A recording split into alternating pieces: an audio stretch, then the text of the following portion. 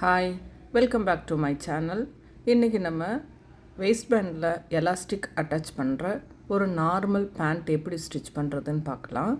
ஃபேப்ரிக்கை எப்பவும் போல் ஃபோல்டு பண்ணிவிட்டு 4 லேயர்ஸாக ஃபோல்டு பண்ணணும். போட்டுட்டு உங்களுக்கு கம்ஃபர்டபுளாக மெஷர்மெண்ட் கரெக்டாக இருக்கிற ஒரு பேண்ட்டை எடுத்து நீங்கள் அதை பேஸ் பண்ணி அந்த மெஷர்மெண்ட்டை ட்ரா பண்ணிக்கோங்க.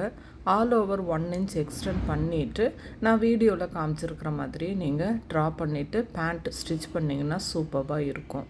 ஸோ இது அப்படியே நீங்கள் ஃபாலோ பண்ணுங்கள். சூயிங்க ஒரு பேஷனாக வச்சுருந்தீங்கன்னா இந்த வீடியோவை பார்த்துட்டே நீங்கள் ஈஸியாக உங்களுக்கான ஒரு பேண்ட்டை நீங்கள் ஸ்டிச் பண்ணி எடுத்துக்கலாம். பேஷன்னா என்னங்க? நமக்கு விருப்பப்பட்டதை செய்கிறது தான். ஆனால் நிறைய பேர் நமக்கான ஒரு வாழ்க்கையை நம்ம வாழவே மறந்து போயிடுறோம். உண்மை தானே? இதை நம்ம ரெக்கக்னைஸ் பண்ணுறது எப்போது அப்படின்னு பார்த்தீங்கன்னா above 50. இதுக்கு மேலே ரெக்கக்னைஸ் பண்ணி என்ன பண்ண போகிறோம் அப்படின்னு பார்த்தோம்னா கண்டிப்பாக பண்ணியே ஆகணும். பிகாஸ் நமக்கான வாழ்க்கையை நம்ம வாழ்ந்து தான் ஆகணும். இத்தனை நாள் நம்மளுடைய கமிட்மெண்ட்டில் நம்ம இருந்துட்டோம். ஆனால் இதுக்கு மேலேயும் நம்ம அந்த கமிட்மெண்ட்டில் சிக்கிட்டு இருந்தோம்னா நமக்கான வாழ்க்கையை நம்ம வாழவே முடியாது. நம்ம இந்த மோட்டிவேஷனை அடுத்த வீடியோவில் கண்டினியூ பண்ணலாம். இப்போ கட்டிங் முடித்து ஸ்டிச்சிங் வந்தாச்சு. நம்ம ஸ்டிச் பண்ணும்போது இன்ஸ்டேப் வச்சு மெஷர் பண்ணி அந்த டிஸ்டன்ஸ், ஃபோல்டிங் இதெல்லாமே மெஷர் பண்ணி தான் ஸ்டிச் பண்ணணும். இல்லைன்னா உங்களுக்கு அப் அண்ட் டவுன் வந்துடும். ஸோ ஃபினிஷிங் வந்து நீட்டாக இருக்காது.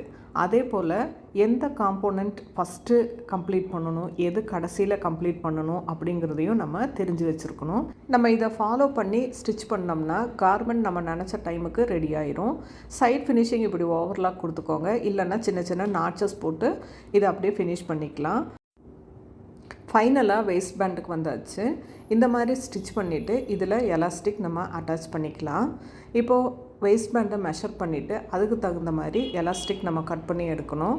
For example 40 inches waste pant இருந்ததுன்னா நம்ம 1/4 அதாவது 10 inch மைனஸ் பண்ணிவிட்டு நீங்கள் 30 inchesக்கு எலாஸ்டிக் கட் பண்ணி அட்டாச் பண்ணிக்கோங்க. வேஸ்ட் பேண்ட் நிறைய பேர் நிறைய மெத்தடில் ஸ்டிச் பண்ணுவாங்க. உங்களுக்கு எது ஈஸியாக வருதோ, எது கம்ஃபர்டபுளாக இருக்கோ அந்த மெத்தடை நீங்கள் ஃபாலோ பண்ணிக்கோங்க. பட் நமக்கு வந்து ஃபினிஷிங் மட்டும் நல்லா நீட்டாக வரணும். அதுக்கான மெத்தடை நீங்கள் ஃபாலோ பண்ணிங்கன்னா ரொம்ப சூட்டபுளாக இருக்கும். இப்போ பாருங்கள், ரெடிமேட் பேண்ட் மாதிரியே இருக்குது.